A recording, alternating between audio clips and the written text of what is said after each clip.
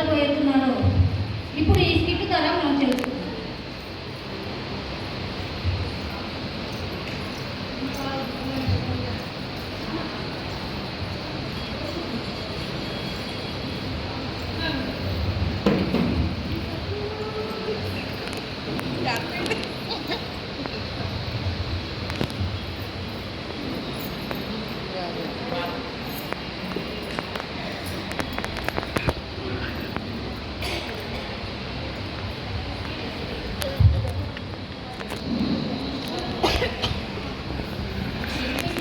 చూసేదానికి మనిషిలానే ఉన్నావు.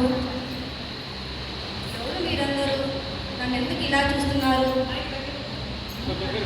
నీవు చూసేదానికి మనిషిలాగే కనబడుతున్నావు, మనిషిలానే మాట్లాడుతున్నావు, కానీ ఉక్కు స్తంభంలో ఉన్నావేంటి? ఓ, అది పెద్ద కథ. పర్వాలేదు, చెప్పు. నేను బైబిల్లో చెప్పబడిన లోతు భార్యను. మేము సొదొమ గొమొర్రా పట్టణంలో జీవించేవారము. ఆ పట్టణంలో బహుగా దేవుని విధేయత చూపడం వల్ల దేవుడు వాటిని నాశనం చేశాడు. నేను నా భర్త నన్ను నా కుటుంబాన్ని రక్షించాలనే ఉద్దేశంతో దేవదూత ద్వారా నన్ను బయటికి రప్పించి నన్ను వెనక్కి తిరిగి చూడకుండా వెళ్ళిపోమన్నాడు. అవునా? తర్వాత ఏం జరిగింది? నాకు ఆ ఊరు విడిచి వెళ్ళడం నాకు అస్సలే ఇష్టం లేదు. దేవుడు చెప్పిన మాట వినకుండా నేను తిరిగి చూశాను. ఇదిగో ఇలా ఉప్పు స్తంభంలా మారిపోయాను. అయ్యో, ఎంత విచారకరం! నీ జీవితం ద్వారా ఇక్కడున్న స్త్రీలకి నువ్వేమి చెప్పాలనుకుంటున్నావు? దేవుడు చెప్పిన మాట దేవుడి మాట లోపడకుండా విధేయత చూపించాలి. ఆయన మాటను తృణీకరించినా నిర్లక్ష్యం చేసినా నష్టపోయేది మనమే. అవును, ఇది ఎంతైనా నిజం. దేవుని మాట వినకపోతే, ఆయన మాటను నిర్లక్ష్యం చేసినా తృణీకరించినా నష్టపోయేది మనమే. అమ్మో, జాగ్రత్తగా ఉండాలి. ఏమేంటి అప్పటి నుండి కుండ పట్టుకొని ఉన్నావు? ఈ కుండకి నాకు ఒక సంబంధం ఉంది. ఏమిటో అది? నా పేరు ఇస్సాకు భార్య అయిన రిబకాను. ఈ కుండ నాకు ఒక గుర్తు. నేను యథాప్రకారముగా నీళ్లు చేదుకొనడానికి బావి దగ్గరికి వెళ్ళాను. అక్కడికి వెళ్ళినాక చూస్తే ఒక దాసుడు, అతని ఒంటెలు దాహంతో ఎంతగానో ఎదురు చూస్తూ ఉన్నారు. అప్పుడు నేను వాళ్ళకి నీళ్లు చేతి పోశాను. అప్పుడే తెలిసిన విషయం ఏమిటంటే, ఆ దాసుడు మా దగ్గరి బంధువైన అబ్రహాము యొక్క దాసుడు. అబ్బో, వినడానికి చాలా ఆసక్తికరంగా ఉంది. అవును, అప్పుడే దేవుని ఇస్సాకు వివాహ నిమిత్తమై ఒక కన్యకను వెతకటానికి అబ్రహాము తన దాసుని పంపాడు. ఆ విధంగా తద్వారా మా వివాహము ఏర్పాటైనది. నీ జీవితం ద్వారా ఇక్కడున్న స్త్రీలకు ఏం చెప్పాలనుకుంటున్నావు? అబ్రహాము ఇంటికి వెళ్ళిన తర్వాత ఇశ్రాయేలు దేవుడైన యెహోవాను గురించి నేను చాలా తెలుసుకున్నాను. అది ఏమిటంటే, దేవుడు నన్ను ఎన్నుకొని ఒక జనాంగానికి తల్లిగా ఏర్పరచుకున్నాడు. తద్వారా నేను తెలుసుకుని ఇక్కడ స్త్రీలకు నేను ఏమి చెప్పాలనుకుంటున్నానంటే, దేవుని మాటకు లోబడి ఆయన పిలిచినప్పుడు విధేయత చూపి ఆయనతో నడిస్తే అంతము వరకు మన చెయ్యి పట్టుకొని నడిపిస్తాడు. నేను మాత్రం ఆ అవకాశాన్ని పోగొట్టుకున్నాను. ఎందుకని? నా పేరు సబీరా. నేను అననీయ భార్యను. అపోస్తల కార్యంలో మా గురించి ఉంటుంది. ఆ కాలంలో అనేక మంది తమ తమ ఆస్తులను అమ్మి అపోస్తల పాదాల దగ్గర పెట్టేవారు. మా సంఘంలో కూడా అలానే చాలా మంది తమ తమ ఆస్తులను అమ్మి సమిష్టంగా అపోస్తలకు అర్పించారు.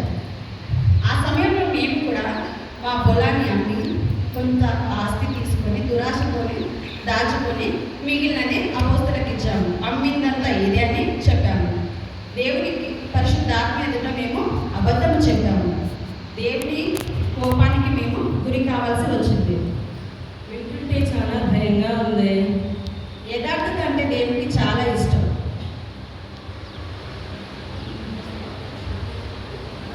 మోసపోకుడి దేవుడు వెక్కిరింపబడడు. మనుషుడు ఏమి విత్తునో అది పట్టపోయింది. చూడడానికి చాలా సంతోషంగా ఉన్నారు. నా పేరు అబిగేల్. నా భర్త పేరు నాబాలు. నేను నా భర్తకు సాటి అయిన సహాయకారిగాను, వివేకముతోనూ ధైర్యముతోనూ సమయస్ఫూర్తితోనూ నాకిచ్చిన దేవుడు నాకిచ్చిన ధన్యతను సమర్థించుకుంటున్నాను.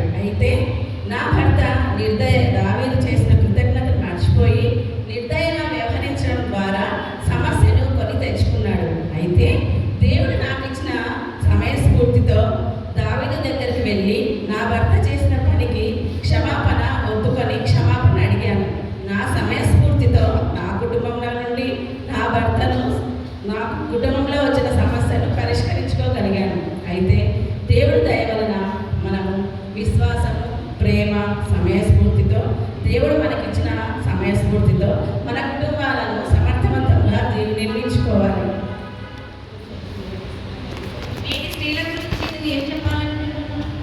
జ్ఞానవంతురాలు తన ఇల్లు కట్టుకొనును. ఆ వాక్యం ప్రకారం మనము జీవించాలి. ఇంతకీ నీవెవరు ఇంత సంతోషంగా కనిపిస్తున్నావు? నా పేరు రూతు. నేను మోయాబీయురాలిని. నా అత్త అయిన నయోమి ద్వారా ఇశ్రాయేలు దేవుడైన యెహోవాను గురించి నేను తెలుసుకున్నాను.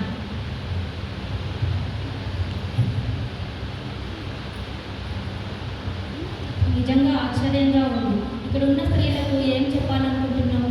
తప్పకుండా చెప్తాను. నేను నా స్వదేశాన్ని, నా తల్లిదండ్రులను విడిచి నా అత్తతో కలిసి ఇశ్రాయేలు దేశానికి వచ్చాను. నాపై నాకు ఎటువంటి నిరీక్షణ లేదు. మా అత్త దగ్గర బంధువైన బోయజుతో నా వివాహం జరిగింది. 3 మారిన నా జీవితాన్ని దేవుడు మరలా చిగురింపచేశాడు. నా ముని మనవడే దావీదు వంశంలో నుండి యేసుక్రీస్తు వారు వచ్చారు. నిజంగా అద్భుతం. మరి ఇక్కడున్న వారి కోసం నువ్వేం చెప్పాలనుకుంటున్నావు?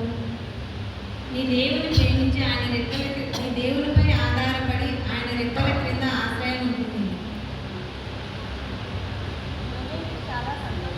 ఇంతకీ నువ్వు చాలా సంతోషంగా ఉన్నావు.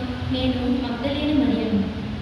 ఓ, యేసు పునరుత్థానుడే మొదట కనిపించింది నీకే కదా? అవును, మరి ఎంత ధన్యురాలవో. అవును. యేసయ్యను నేను కలిగి ఉండడం, యేసయ్యను మొట్టమొదటిసారిగా నేను చూడడం నిజంగా నేను ధన్యురాలిని. అయితే యేసయ్య నా జీవితంలోనికి రాకముందు నేను ఎన్నో పాపాలలో జీవించేదాన్ని.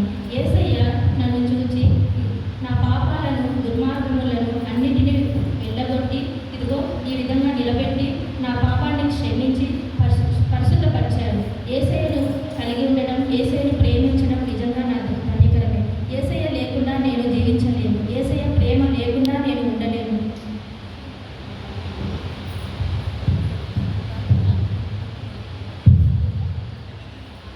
ఈ స్కిట్ గురించి చూశారు కదమ్మా. ఇప్పటి వరకు చూశారు కదా. భక్తి కలిగిన స్త్రీలు దేవుని మాటకు విధేయత చూపించి ఎలా ఆశ్రయింపబడ్డారో, భక్తి లేని స్త్రీలు అవిధేయత చూపించి ఎలా నష్టపోయారో మనం చూసాము. కాబట్టి మనం ఆయనలో, ఆయన తలంపుల్లోనూ అన్ని విషయాల్లోనూ యోగ్యమైన జీవితాన్ని జీవిస్తే దేవుడు తగిన సమయంలో మనకు హెచ్చించి ఆశీర్వాదాలు ఇస్తాడు, ఆశీర్వాదంగా మారుస్తాడు. కాబట్టి ప్రతి ఒక్కరూ నీతిని గ్రహించి, పరిశుద్ధతను గ్రహించి దేవుని బిడ్డలుగా జీవించాలని కోరుకుంటున్నాను.